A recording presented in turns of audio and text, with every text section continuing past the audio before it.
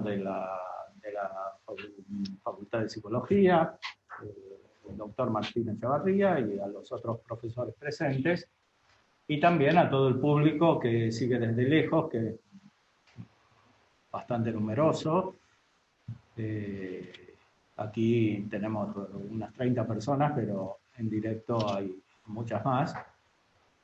Y damos comienzo a esta presentación que trata acerca de un tema muy profundo y muy actual, que es prácticamente un juicio filosófico acerca de la constitución principal de la filosofía moderna y, por tanto, de la cultura moderna. Como han señalado los filósofos a los cuales nos referiremos en esta presentación, la filosofía es el núcleo de la cultura, especialmente de la cultura contemporánea, que se autodefine y se autogenera a partir de ciertos principios filosóficos que trataremos de poner brevemente aquí.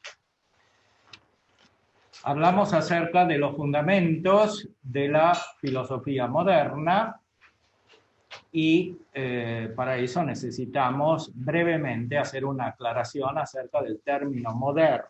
Moderno significa muchas cosas, es lo actual, etimológicamente hablando, pero desde el punto de vista de la periodización de la historia de la filosofía, significa convencionalmente el periodo que abarca desde el año 1500 aproximadamente hasta nuestros días, si exceptuamos lo que se llama periodo contemporáneo, que también es variable y convencional, puede abarcar desde fines del siglo XIX hasta nuestra actualidad, o simplemente desde el siglo XX hasta nuestros días.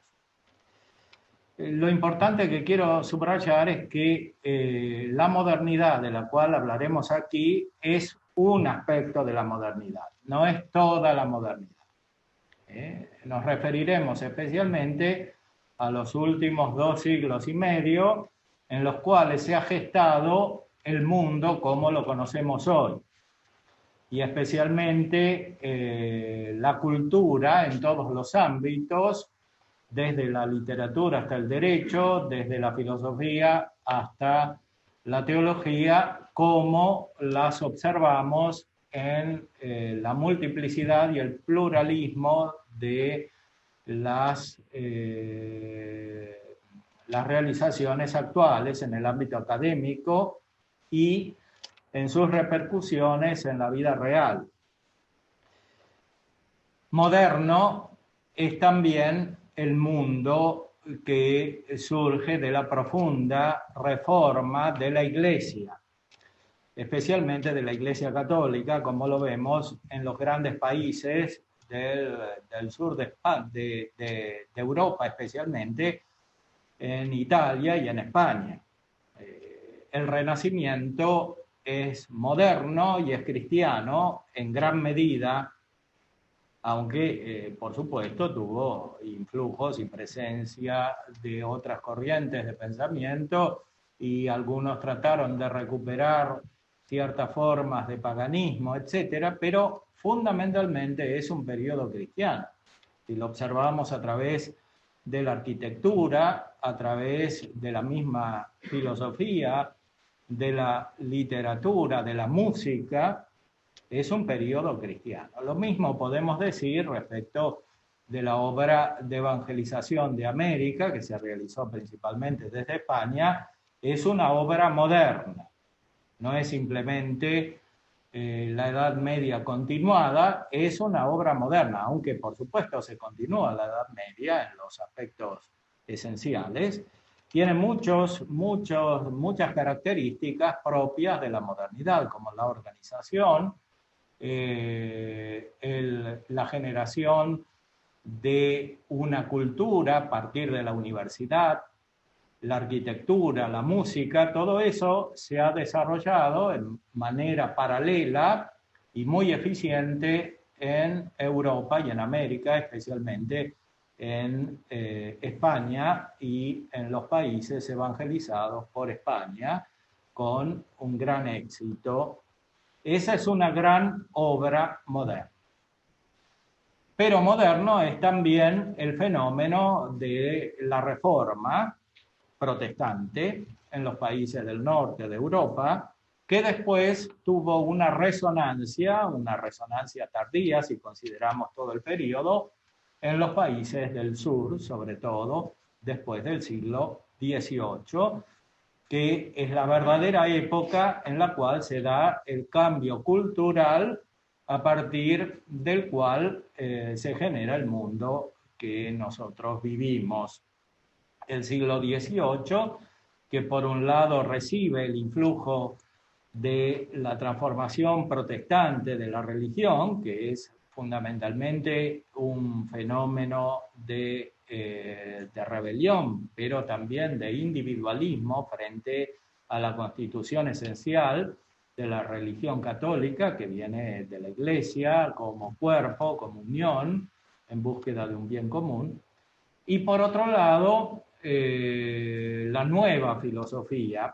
Hegel, en la Enciclopedia de las Ciencias Filosóficas, dice que el fundador de la filosofía moderna es Renato Descartes, René Descartes, que es un católico, pero un católico que reacciona contra su formación que era la de los jesuitas en la Flèche, en Francia, el colegio donde él estuvo, jesuitas que ya tenían influjos de ciertas corrientes filosóficas, especialmente del nominalismo, y de otras que se apartaban en algunos aspectos importantes de la tradición de la filosofía medieval, de la filosofía de Santo Tomás y también de la filosofía aristotélica. Veremos aquí entonces principalmente estos dos autores que determinan la filosofía moderna a partir de Descartes, no lo consideraremos directamente, que son Kant y Hegel. Y para sintetizar la visión de Kant y Hegel, he elegido un tema que es central en los dos, que es el de la libertad. Son los filósofos de la libertad de una manera diferente cada uno. Y este tema de la libertad nos permite hacer una comparación con la manera clásica, la manera filosófica clásica de entender la libertad, que proviene ya de Aristóteles y que después está desarrollada de una manera muy elaborada y muy precisa por Santo Tomás de Aquino. Finalmente, nos referiremos brevemente a la comprensión de la contraposición entre la visión clásica aristotélica tomista de la libertad y la visión moderna realizada por un documento pontificio que es la encíclica Libertas del Papa León XIII a finales del siglo XIX, que es una época muy importante porque es una época de crisis. Lo que se había gestado en las élites filosóficas del siglo XVIII desciende durante todo el siglo XIX a la base popular de la sociedad y también se introduce en la mentalidad católica. Haré una breve referencia también a un autor catalán, al padre Félix Sardá y Savigny, que escribió un famoso libro sobre el liberalismo en esa época. Vamos a comenzar entonces por algunos textos de Kant que tenemos aquí. Podemos compartir la pantalla para que los observen también los que están lejos. Hay un opúsculo de Kant que es muy claro, que es la Ilustración. La filosofía moderna dominante hoy es la filosofía de la llamada Ilustración, el Iluminismo. El Iluminismo también tenía dos almas. En Madrid hay un monumento al rey Carlos III, que está en la Puerta del Sol, a caballo, y era un rey ilustrado. Ahí viene toda una inscripción donde se manifiestan las virtudes de este rey según la Ilustración, ¿no? Porque desarrolló las artes, las ciencias, etc. Sin embargo, este rey era un rey católico a su manera, aunque expulsó a los jesuitas, etc. Hizo otras operaciones políticas correspondientes a esta ideología de la Ilustración que tendía a revertir el orden establecido por tantos siglos de cristiandad. Sin embargo, el rey se consideraba, y era su modo, era un rey católico. La Ilustración que prevalece, sin embargo, no es simplemente esa, es una Ilustración que tiene principios radicalmente opuestos a los de la tradición, no solo a los de la tradición en sentido teológico, como transmisión de la revelación divina, sino también de la tradición en sentido filosófico. Hay una ruptura, hay una revolución, como la Revolución Francesa lo fue en el orden político por los mismos motivos. Kant manifiesta esta actitud revolucionaria, escribe al mismo tiempo que la Revolución Francesa, o poco antes. ¿Qué es la Ilustración? La Ilustración es la salida del hombre de su autoculpable minoría de edad.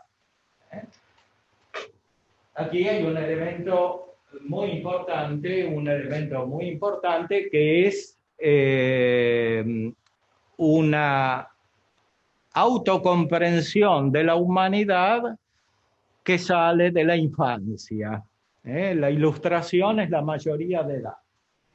Y la mayoría de edad está dada analógicamente, simbólicamente, por el uso de la razón. Así como un niño se convierte en adulto porque comienza a usar la razón, así también el conjunto de la humanidad se convierte en adulta porque comienza a usar la razón. ¿Y por qué comienza a usar la razón? Porque se libera de la actitud paternal de la religión, y especialmente, como veremos, de la religión católica. Esto es el núcleo de la lucha cultural de los últimos siglos, que está expresado muy sintéticamente en este escrito de Kant sobre la Ilustración, que es radicalmente el uso de la razón. El uso de la razón, suponiendo que en la tradición teológica, pero también filosófica anterior, no se usa adecuadamente la razón. Recordemos que Kant, en la crítica de la razón pura, dice que el sistema de la ciencia metafísica quedó completo solamente con su obra. Hasta ahí todos eran esbozos, eran opiniones contradictorias. Los filósofos han disputado durante siglos y han llegado a generar una especie de preparación, de propedéutica para algo nuevo, y lo nuevo es lo que realiza él. Él descubrió el sistema de la metafísica que durará para siempre, según su propia descripción. Faltan solamente los detalles en los cuales puede haber colaboración, pero el sistema de la ciencia definitivo, analógicamente a lo que él piensa que son las matemáticas y la física, se encuentra en el libro que él escribe, La crítica de la razón pura. La crítica de la razón pura. Que está hecha a priori. Para Kant todas las ciencias son a priori, incluyendo la química, la física, la biología. Si es ciencia, es a priori. Y la filosofía no es una excepción, más aún es la ciencia principal respecto de las otras, en el sentido de que da las reglas de la razón, reglas que son solamente formales, no dicen nada acerca de la realidad, dicen algo acerca de la propia razón. La crítica de la razón pura es un autoanálisis de la razón que se conoce a sí misma y conoce sus propias reglas, que son finalmente reglas formales. ¿Cuál es el objetivo último de la crítica de la razón pura? Es la crítica de la razón práctica, es decir, un modo de obrar.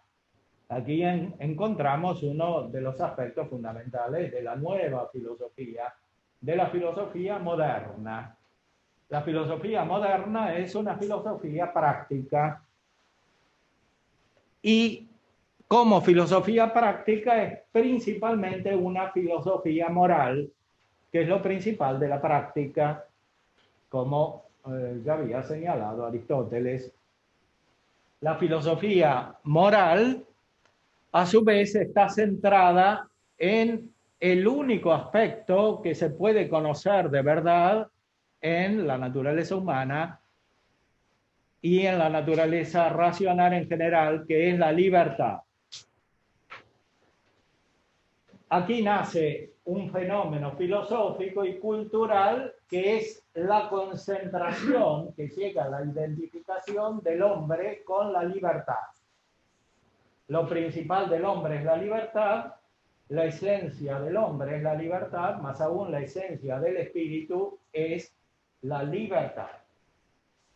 Este es uno de los fundamentos principales de la filosofía moderna. No hace falta razonar demasiado para comprender que esto está conectado con una vivencia cultural y sobre todo con una vivencia política. Libertad, igualdad, fraternidad es el lema de la Revolución Francesa y todavía lo es de la República Francesa. Libertad, igualdad, fraternidad.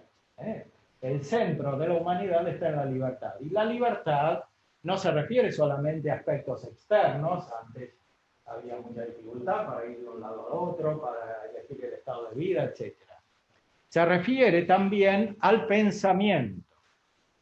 Es libertad de pensamiento, suponiendo que la cultura tradicional, filosófica y teológica había coartado la libertad de pensamiento.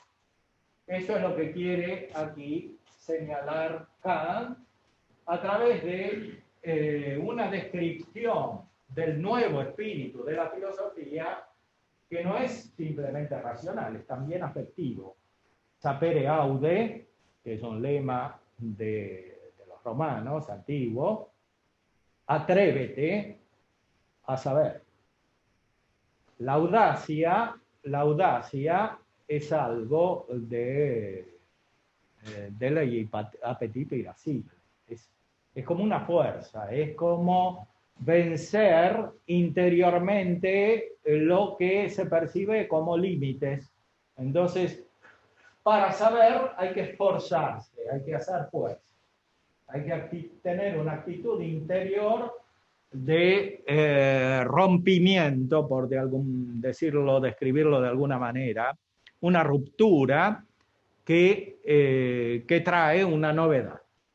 Es un símbolo muy elemental, pero indica una actitud interior que para los filósofos modernos no corresponde solamente al individuo, sino a la sociedad. La sociedad misma se desarrolla a partir de esta actitud. Ten valor de servirte de tu propio entendimiento. He aquí el lema de la Ilustración.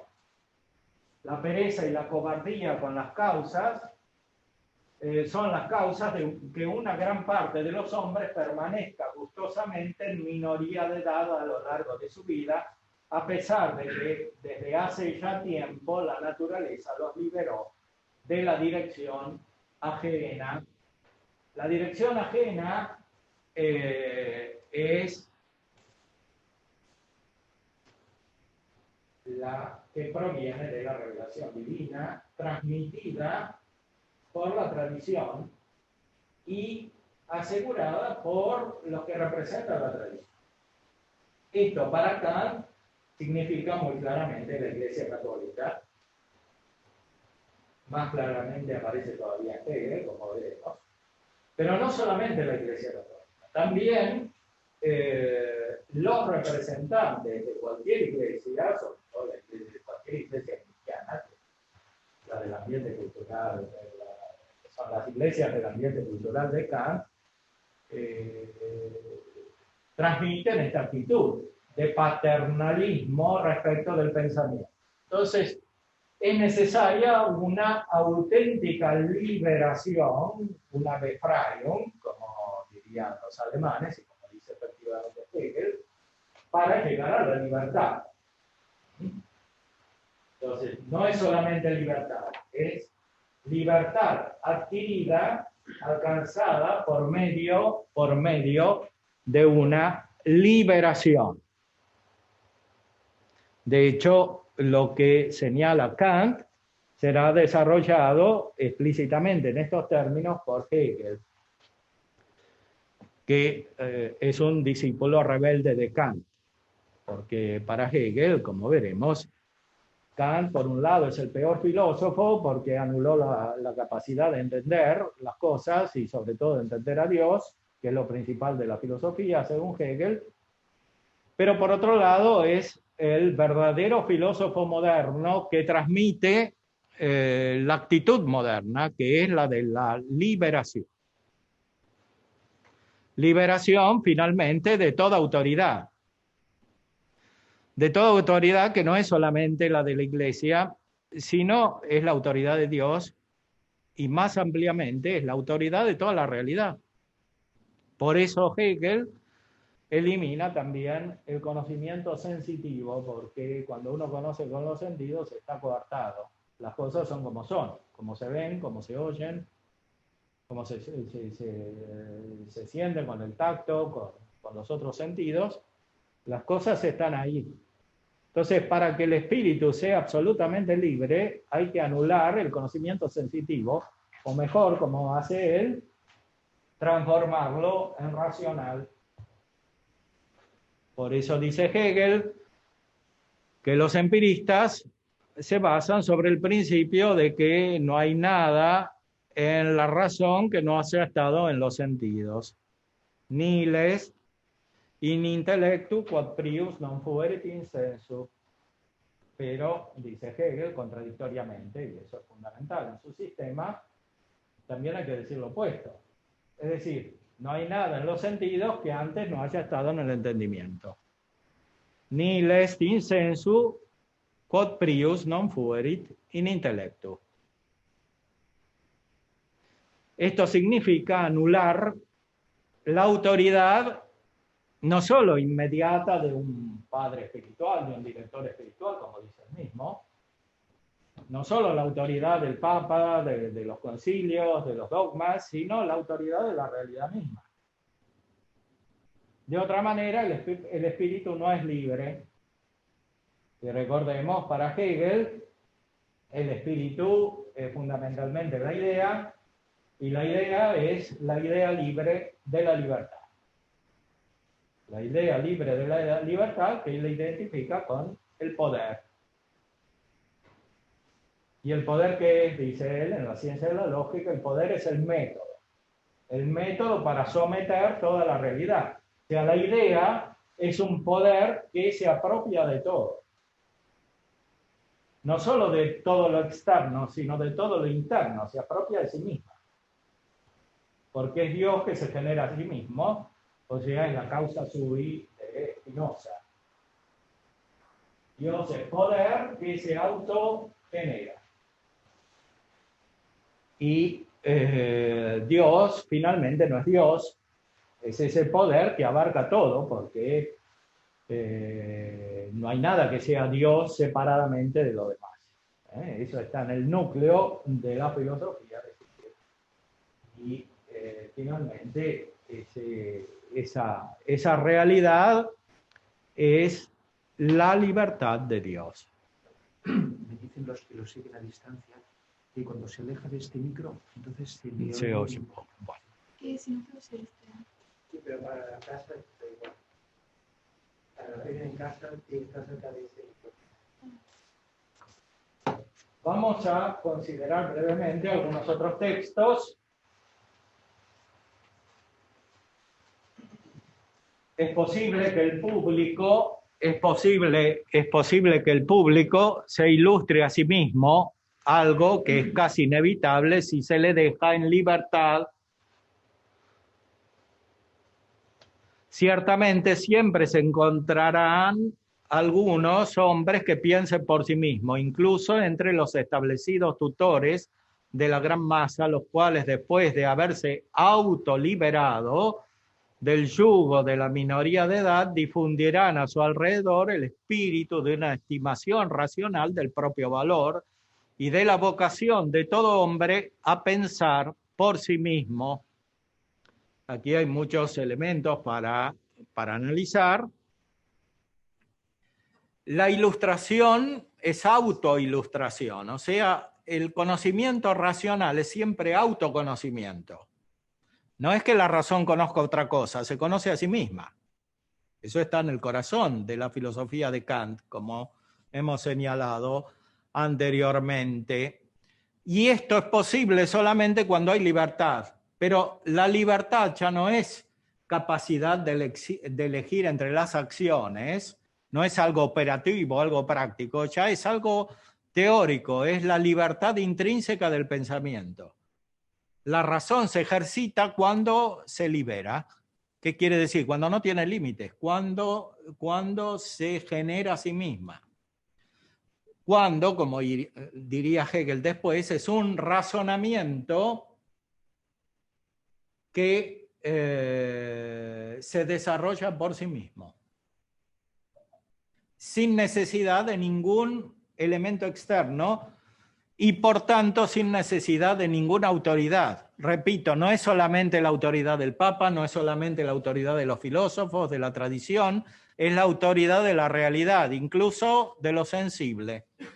No hay ninguna autoridad, no hay nada que constituya una fuente del propio pensamiento, del propio razonamiento y finalmente de la idea que se genera en este razonamiento, que es idea de sí misma, que es el núcleo de todo lo espiritual, entendiendo por espiritual la razón del hombre, pero también lo que antes era el mundo angélico y también Dios y también la cultura objetiva, lo que llama Hegel el espíritu objetivo, o sea, las realizaciones aparentemente externas de la cultura, que no son otra cosa que la manifestación del espíritu mismo. Llegar a entender esto para Hegel necesita una gran transformación mental, una especie de ejercicios espirituales filosóficos que son los que describe él en la fenomenología del espíritu. La fenomenología del espíritu no es solo una introducción al saber absoluto, sino que es también una especie de psicología. O sea, es un método para transformar el pensamiento, pasando también por lo que parece locura y es locura, que es uno de los elementos descritos en la fenomenología del espíritu. O sea, de algún modo hay que volverse loco, o sea, irracional, aparentemente irracional, para llegar a la razón, porque todo el modo de pensar tiene que cambiar. Es como una revolución interior, que es muy difícil, pero que es necesaria para llegar a ese pretendido saber absoluto, que es el núcleo de la filosofía moderna. Saber absoluto que finalmente es liberación absoluta y libertad absoluta, como se iba a demostrar históricamente en el desarrollo de las consecuencias de esta actitud filosófica que encontramos, por ejemplo, ya en Kierkegaard, encontramos en Schopenhauer, encontramos en Nietzsche y después en Heidegger y finalmente los existencialistas. Recordemos, por ejemplo, a Sartre. Todo es libre, no es solamente el pensamiento, cualquier actividad, todo es autogenerar, no hay ninguna naturaleza, ni naturaleza humana, ni ninguna otra esencia. Esto es el existencialismo que finalmente se prolonga en las filosofías posteriores, posmodernas, etc. Entonces llegamos al que el hombre se autolibera. Para esta ilustración únicamente se requiere libertad y, por cierto, la menos perjudicial entre todas las que llevan el hombre, a saber, la libertad de hacer siempre y en todo lugar uso público de la propia razón. Entonces, aquí tenemos otro elemento fundamental, que es la publicidad externa, que es una exteriorización. Lo público es principal respecto de lo privado. Lo privado es lo restringido. No solamente lo restringido a una persona, sino lo restringido a un ámbito de operación humana. Esta observación de Kant prepara la filosofía de Hegel, que abarca toda la realidad cultural, toda la realidad espiritual, toda la realidad religiosa, como veremos.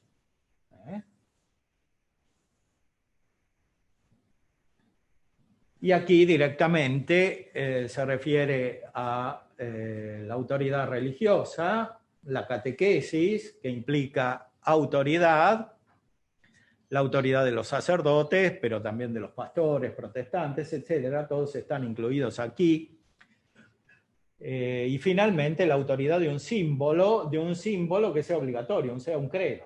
No puede haber un credo, no puede haber dogmas, porque eso es limitación de la libertad. Esto se refiere inmediatamente al ámbito religioso. De hecho,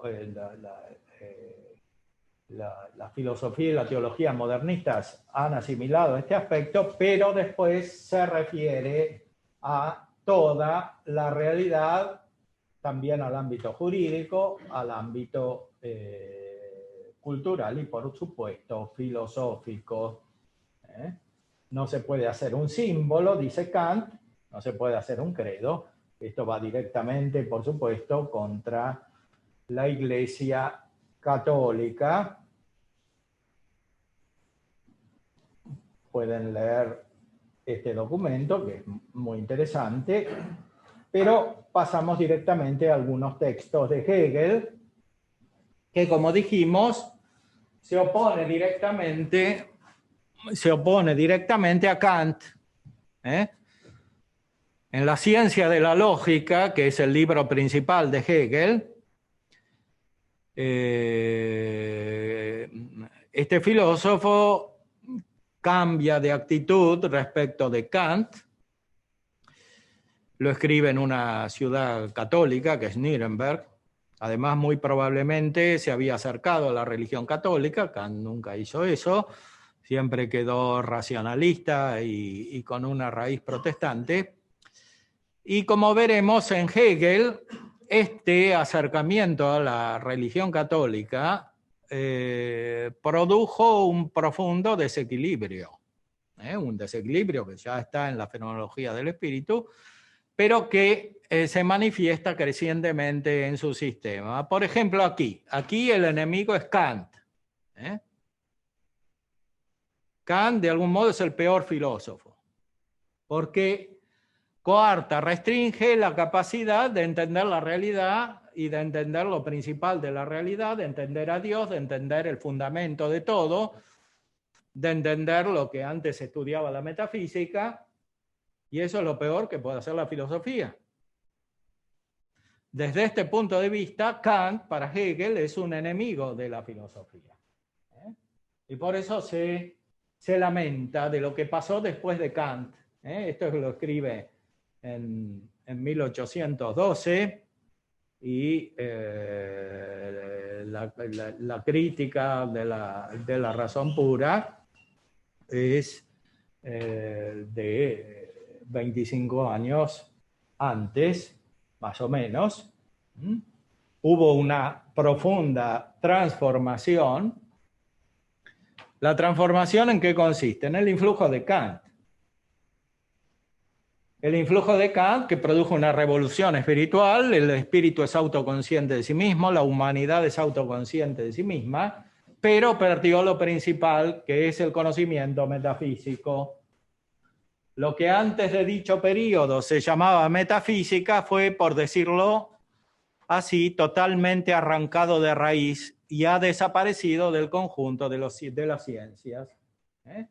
Hegel se lamenta de esto. En esto tiene razón. El problema es cómo entiende él la metafísica.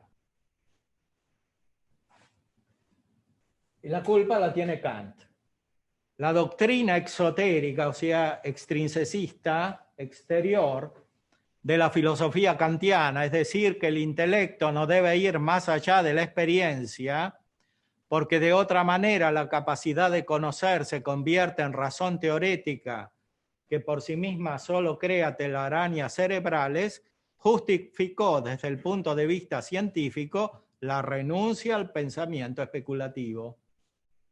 Y esto es lo peor que le pudo haber pasado a la filosofía, según Hegel, renunciar al pensamiento especulativo. ¿Qué quiere hacer él? Restaurar la filosofía especulativa y, por tanto, restaurar la metafísica, que para él es lógica. La lógica es la metafísica. La lógica es la metafísica y es al mismo tiempo la teoría del conocimiento, la gnoseología. Porque a pesar de que Hegel quiere reaccionar contra Kant, asimila profundamente la actitud kantiana. Esa no la supera nunca. Ahora es una metafísica que es el estudio que la razón hace de sí misma, la consideración que la razón hace de sí misma, pero ¿con qué diferencia? Que en Kant esta consideración es puramente formal. O sea, es un estudio de las reglas de la razón. ¿Cómo hace la razón para razonar? Pero Hegel dice, no, la filosofía, para ser auténtica filosofía, debe ser un estudio de la realidad. Pero ¿cuál es la realidad? La realidad es lo que está en la razón. Y ahí nace el idealismo. O sea, la realidad es la idea de la razón, que ya no es como en Kant un conjunto de reglas vacías. Es una idea que contiene todo lo que existe. Por eso Hegel no solamente hace la ciencia de la lógica, sino que escribe en una enciclopedia de la ciencia filosófica, más aún, no solo una, tres ediciones de la enciclopedia de las ciencias filosóficas.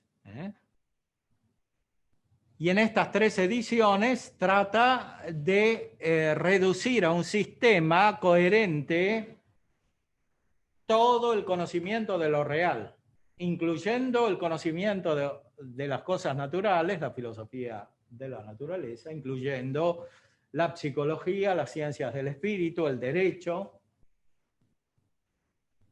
y todo lo que existe. Porque el espíritu contiene la idea de todo lo real. Idea que en esta misma obra aparece como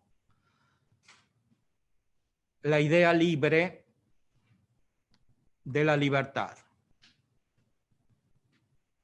Mientras la ciencia y el intelecto humano común trabajaban juntos para realizar la ruina de la metafísica, pareció haberse producido el asombroso espectáculo de un pueblo oculto sin metafísica.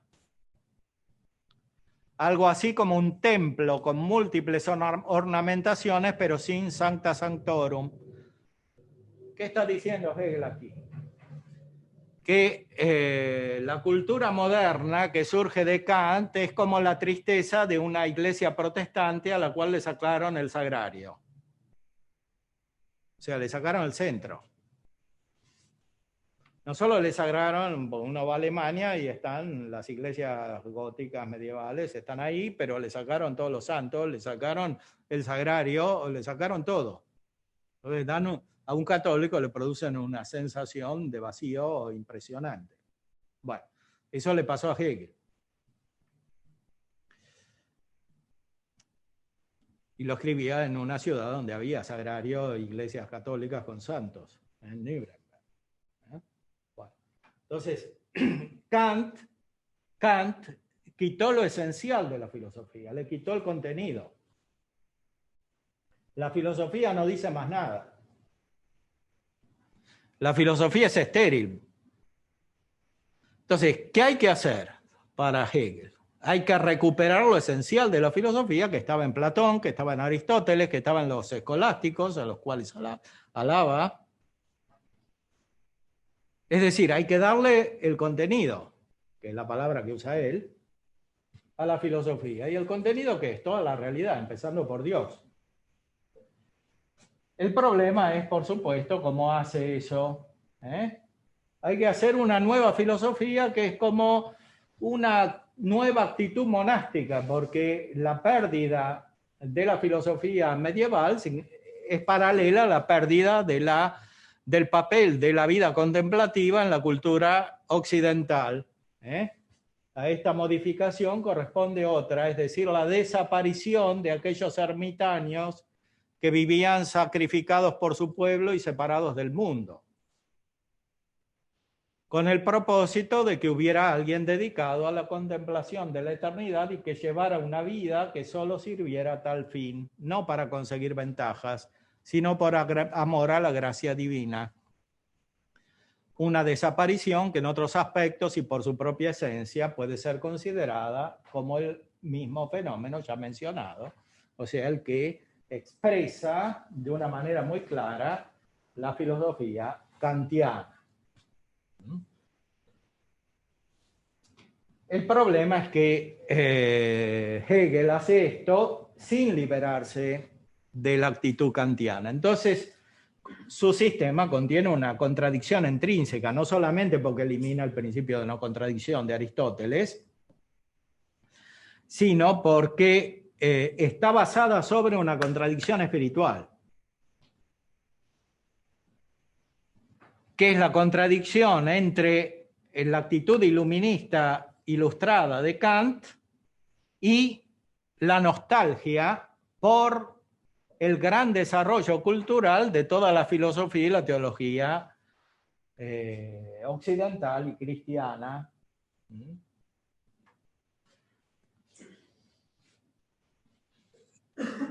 Hegel involuciona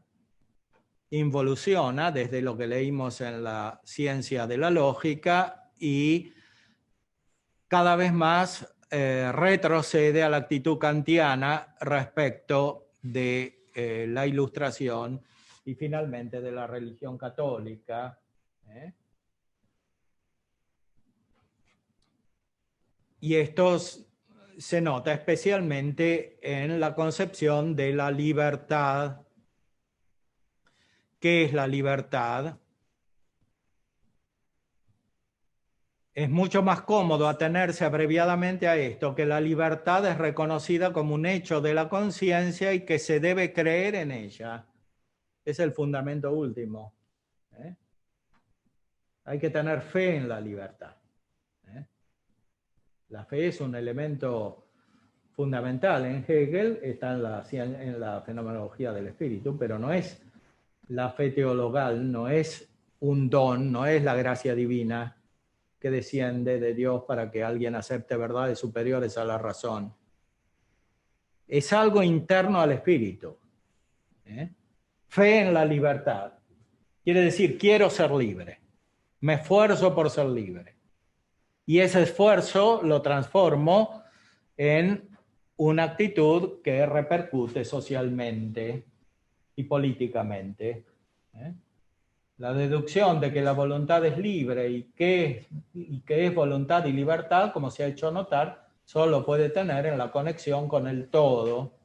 Los fundamentos de esta premisa, esto es que el espíritu es ante todo inteligencia y que las determinaciones por las que avanza en su desarrollo del sentimiento al pensamiento a través de la representación son el camino para producirse como voluntad, que como el espíritu práctico en general es la próxima verdad de la inteligencia.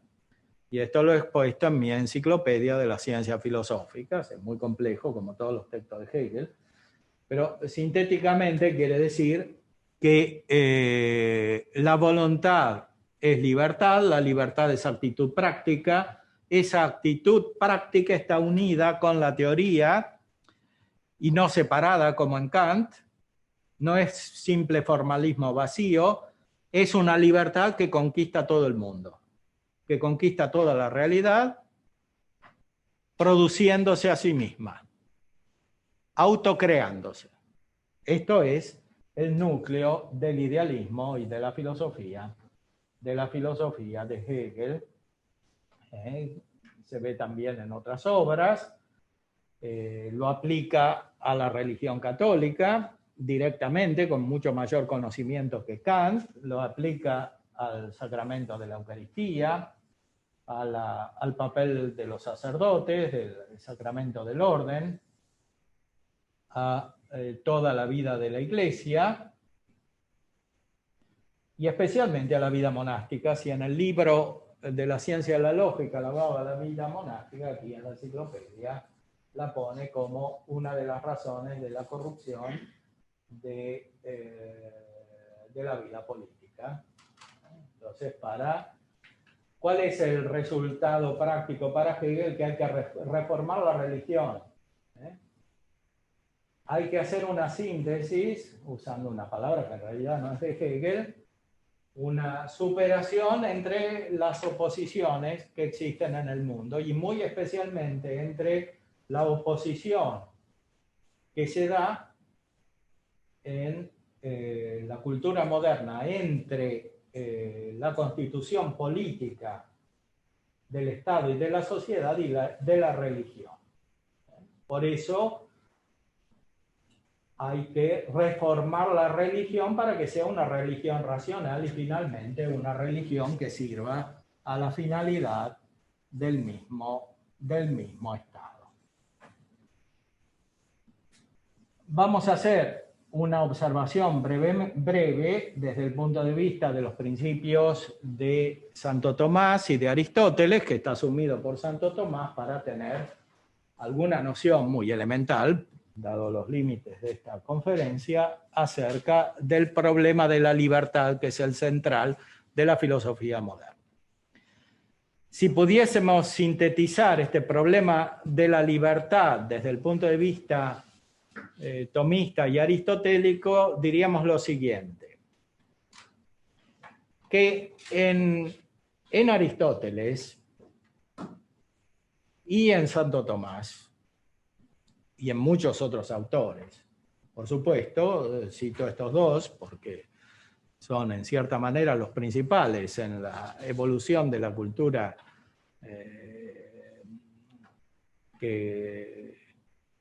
que se transmitió desde la antigüedad y que fue enriquecida por el cristianismo hasta nuestros días. En estos autores, la libertad no se refiere al fin de toda la conducta humana y de toda la conducta racional, sino que se refiere simplemente a algunas operaciones. Esta visión aparentemente limitada de la libertad corresponde a la visión de la naturaleza del hombre y de los ángeles y de las otras cosas como fruto de la creación divina, es decir, como algo que tiene límites. Como algo que tiene límites porque no es infinito como Dios. Entonces, la libertad humana es una capacidad de la voluntad para elegir entre ciertas acciones que conducen a un fin que no es determinado por la propia voluntad humana, sino que es dado por la creación divina. El hombre no elige su fin.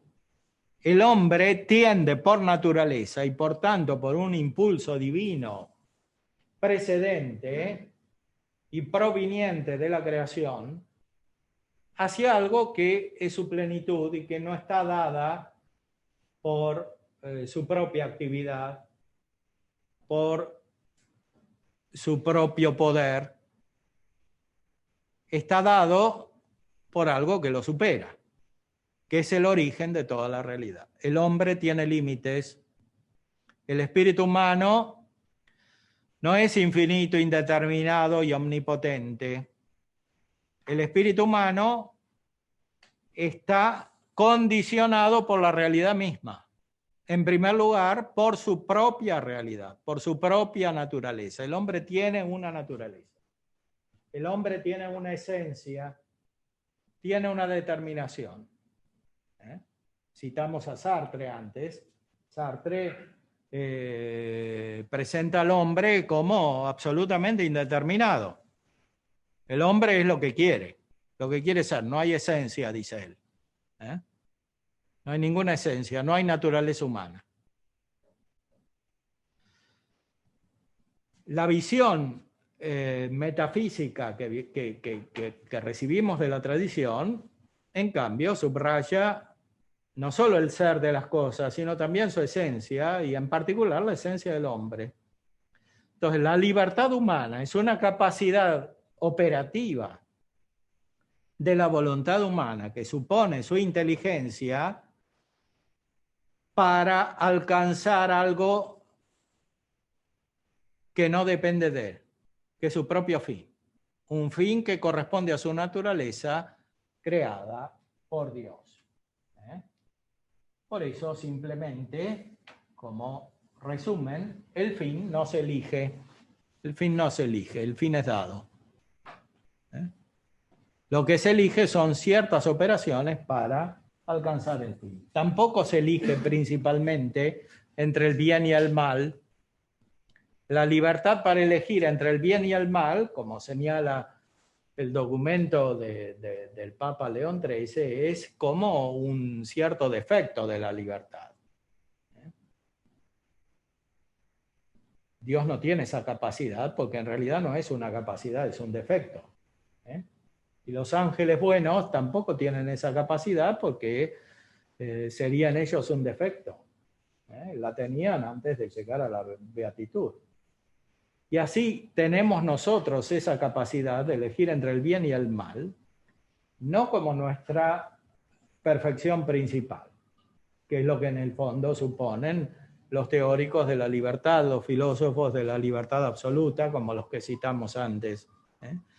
Nosotros tenemos esa capacidad de una manera que podríamos describir como humilde, conforme a nuestra naturaleza humilde, que incluso tiene una materia, tiene un cuerpo, que es como es. En esto no somos hegelianos, ni kantianos.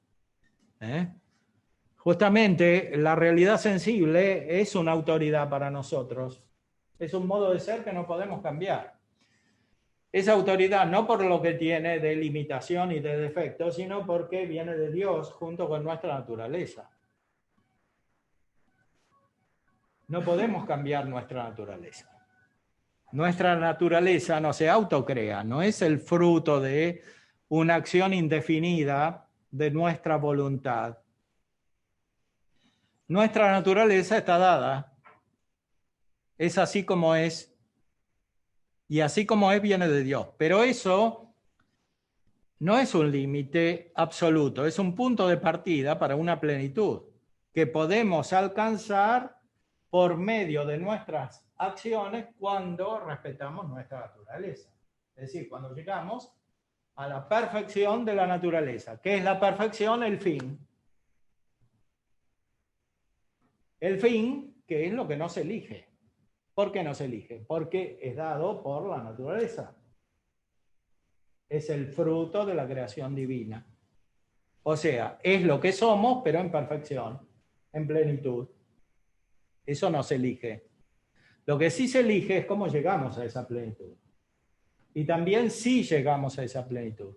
Si no llegamos porque no ponemos las acciones adecuadas, obramos deficientemente, de modo libre, pero deficiente. Eso es un defecto de la libertad.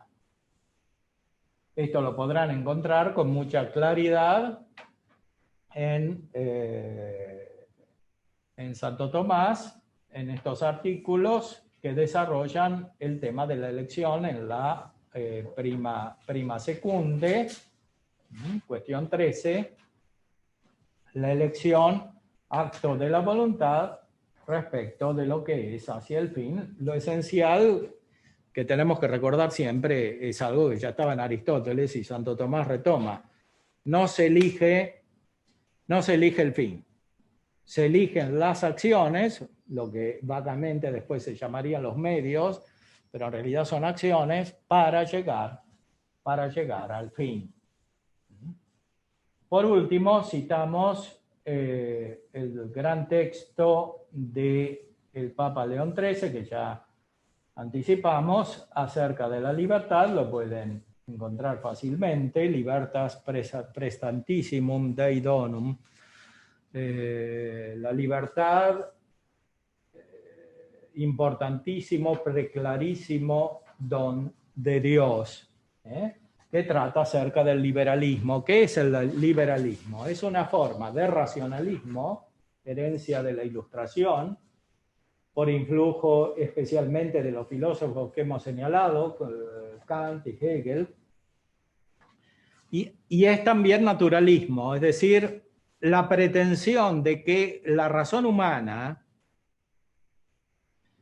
puede alcanzar todo conocimiento, sin necesidad de una revelación. Y por tanto, sin necesidad de una autoridad divina y de el descenso de la participación de esa autoridad divina en las autoridades humanas. Aquí el Papa subraya cómo en realidad la Iglesia es la que ha favorecido el surgimiento de la verdadera libertad en la historia, ha producido la verdadera liberación de los pueblos. Recordemos simplemente, por ejemplo, la superación de la esclavitud, subraya los verdaderos aspectos de la libertad y también los límites de la libertad, así como ha sido la Iglesia Católica la más alta propagadora y la defensora más constante de la simplicidad, espiritualidad e inmortalidad del alma, así también es la Iglesia la defensora más firme de la libertad, pero justamente por eso aquí se señalan los límites de la concepción de la libertad que prevalecen en la modernidad. Por último, quisiera señalar la obra de un autor catalán, el padre Félix Sardá y Salvany, que es de Sabadell, El liberalismo es pecado. ¿Qué quiere decir esto? Este no es un libro directamente filosófico, es un libro dirigido al pueblo que estaba influido en esa época por las concepciones liberales. O sea, lo que en el siglo XVIII elaboraban los filósofos, había descendido al pueblo, a la constitución política de la sociedad, a la cultura, a la enseñanza, e incluso comenzaba a tener influjo en la Iglesia y había católicos que se llamaban liberales. Entonces, este autor, de una manera muy, muy clara, muy, muy lúcida y benemérita, ha enfrentado directamente el problema. Y escribió este libro famoso, El liberalismo es pecado, que fue discutido en su época abundantemente, pero que fue aceptado por los más grandes pensadores católicos de la época, porque finalmente responde a la verdad. O sea, una sociedad que se constituye sobre la base de una concepción de la libertad como la que hemos descrito en los filósofos modernos citados, en los filósofos modernos citados, tiende a una especie de autodestrucción, porque la libertad sin naturaleza no es nada. Termina en el vacío, termina en la negación de la realidad, en el puro poder, pero el puro poder finalmente es apariencia, porque el hombre no es puro poder, el hombre no es Dios, el hombre no es omnipotente, el hombre tiene una naturaleza y esa naturaleza ha sido dada por Dios. Con esto los dejo para que hagan algunas preguntas. Bueno, muchas gracias. Y ahora abrimos el turno de preguntas, que tenemos unos 10 minutos. Vamos a darle prioridad a los que están presenciales, pero después, si queda tiempo, también los que están por Zoom pueden hacer preguntas si quieren. Bueno, muy bien. Vamos a ver si aquí tienen alguna pregunta y si no, si apareció alguna ahí.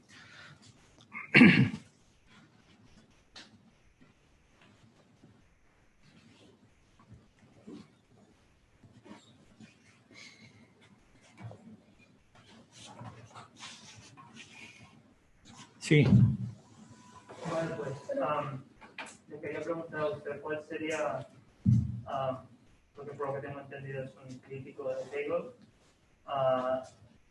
¿cuál sería el punto de síntesis, punto de partida o punto donde se puedan sintetizar Hegel o con el catolicismo en general y más específicamente con Tomás de Aquino?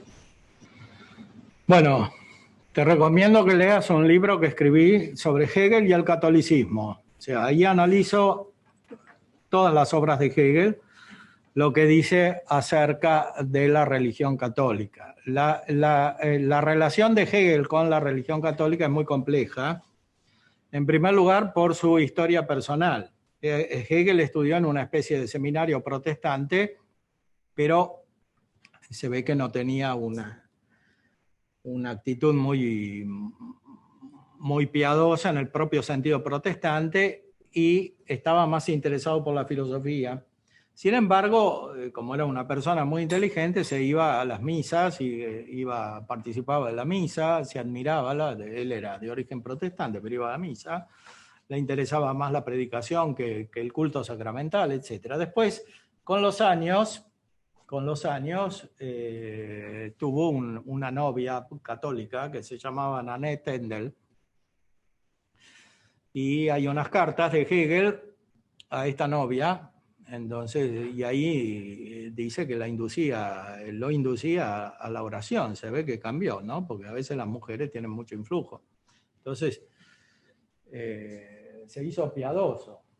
Y cuenta de cuando iba a la iglesia de los franciscanos y la penitencia que daban y cómo le mandaban rezar el rosario, etc. Bueno, eso por supuesto la historia filosófica oficial no lo cuenta, porque no. Pero están ahí las cartas, ¿no? Que se descubrieron bastante después de la muerte de Hegel. Los protestantes siempre lo quisieron presentar como un filósofo oficial protestante, como dice Rosenkranz, que es el biógrafo de Hegel.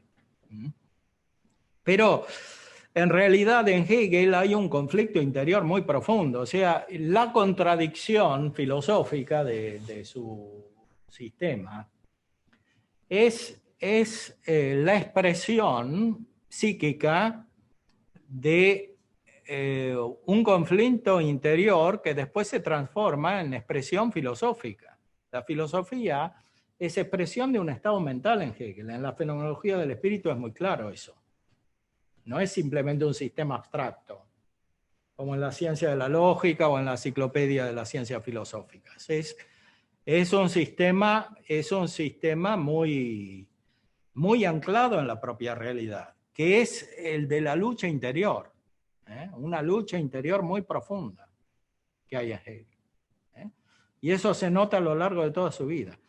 No solamente en su observación directa del fenómeno religioso, en la contradicción que hay en esta valoración de la religión. A veces la religión católica es superior a la protestante, a veces la protestante es superior a la católica.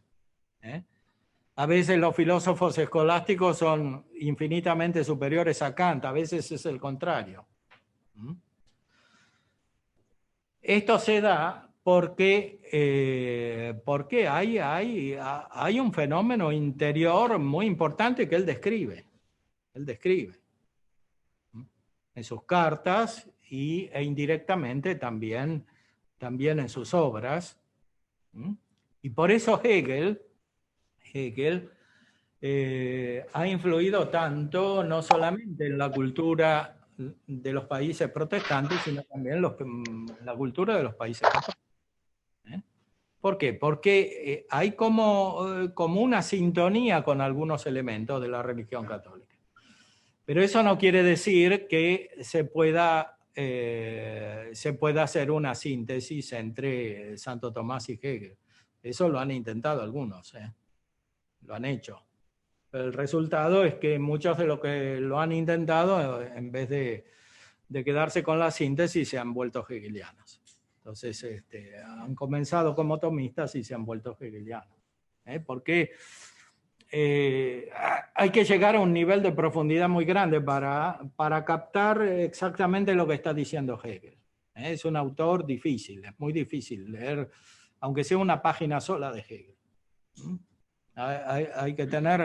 Hay que conocerlo en su conjunto y analizarlo con mucha profundidad, ver las conexiones históricas y solo entonces se puede.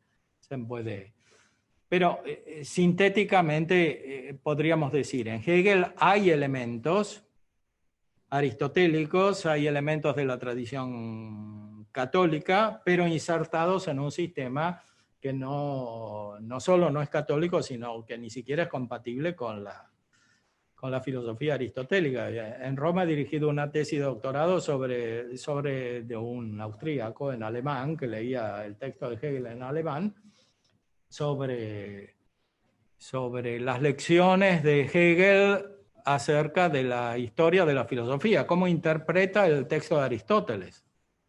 O sea, llega al punto de que su alteración mental es tan profunda que cambia el texto. O sea, lee a Aristóteles y lo traduce de una manera que no corresponde a Aristóteles, cosa que por otra parte hace con la misma Sagrada Escritura. Cita la Escritura y cambia el texto.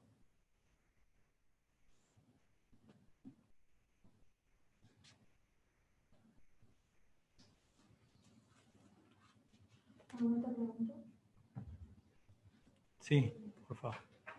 No me ha quedado muy claro cómo explica Hegel la desautoridad de Dios. Cómo Dios dice que no es la autoridad última, ¿no? Que no es mi autoridad. Porque si él piensa que Dios es el fin último del conocimiento filosófico, ¿cómo luego lo desautoriza? Bueno, claro, no te puede quedar porque es una contradicción. Efectivamente, no hay que preocuparse porque cuando uno lee a Hegel no lo entiende porque es así. O sea, lo que dice no se puede entender propiamente hablando. Lo que dice se puede seguir. O sea, uno puede captar cuál es su perspectiva, qué es lo que de alguna manera está él percibiendo cuando dice lo que dice. El sistema de Hegel todo se basa sobre la contradicción. El ser es la nada, el mal es el bien, etc. Entonces, que Dios por un lado sea autoridad porque es todo, porque es la fuente de todo, y que por otro lado no haya que basarse en ninguna autoridad siguiendo la inspiración kantiana, es una contradicción, pero eso para Hegel es signo de la verdad. O sea, el espíritu progresa de esa manera. O sea, cuando se da cuenta de que Dios es lo más importante, es lo primero que tiene que estudiar la filosofía, porque si no, no estudia nada, porque al lado de Dios nada es importante, dice Hegel. Pero por otra parte, Dios no es Dios. O sea, el Dios de Hegel no es Dios. Es la idea absoluta que es simplemente, en el fondo, una producción del espíritu humano. Que él pretende que sea el fondo de toda la realidad.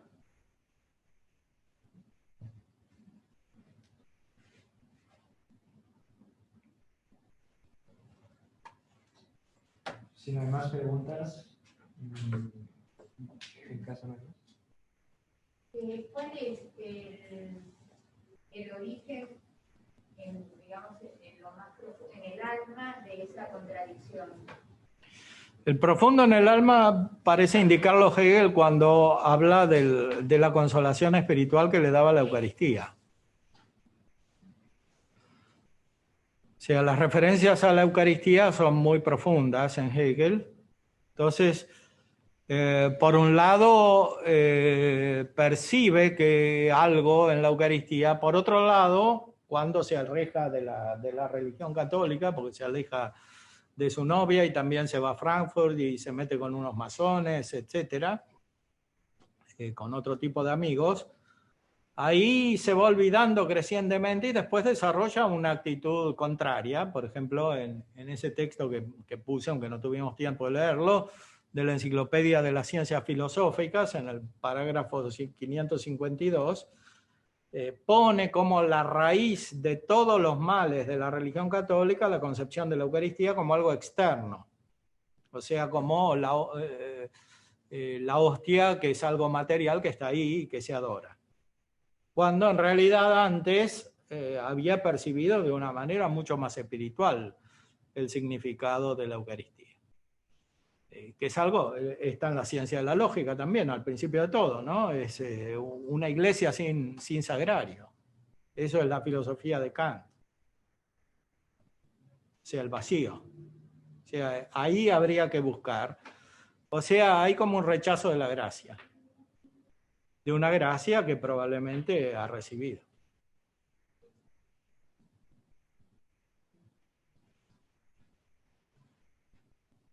Vale, pues si no hay más preguntas, daremos por finalizada esta conferencia y cerraremos. Pero antes, sin duda, tenemos que agradecerle al ponente de esta magnífica conferencia.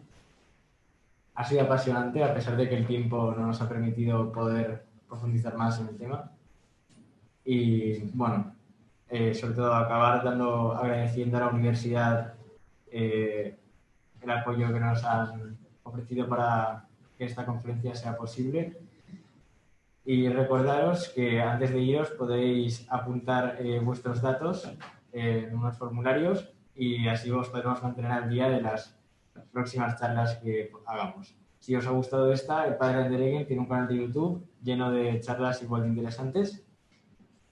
Y bueno, muchas gracias, Padre. Muchas gracias a usted. Se merece un fuerte aplauso.